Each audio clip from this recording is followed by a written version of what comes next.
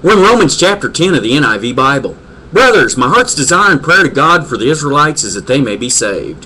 For I can testify about them that they are zealous for God, but their zeal is not based on knowledge. Since they did not know the righteousness that comes from God and sought to establish their own, they did not submit to God's righteousness. Christ is the end of the law, so that there may be righteousness for everyone who believes. Moses describes in this way the righteousness that is by the law. The man who does these things will live by them. But the righteousness that is by faith says, do not say in your heart, who will ascend into heaven, that is, to bring Christ down, or who will descend into the deep, that is, to bring Christ up from the dead. But what does it say? The word is near you, it is in your mouth and in your heart. That is, the word of faith we are proclaiming.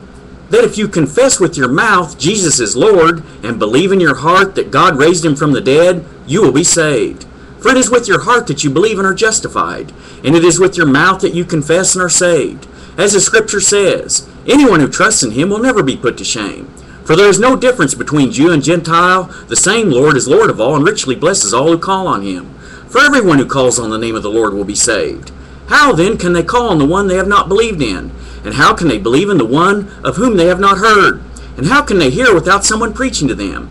And how can they preach unless they are sent? As it is written, how beautiful are the feet of those who bring good news. But not all the Israelites accepted the good news. For Isaiah says, Lord, who has believed our message? Consequently, faith comes from hearing the message, and the message is heard through the word of Christ. But I ask, did they not hear? Of course they did. Their voice has gone out into all the earth, their words to the ends of the world. Again I ask, did Israel not understand?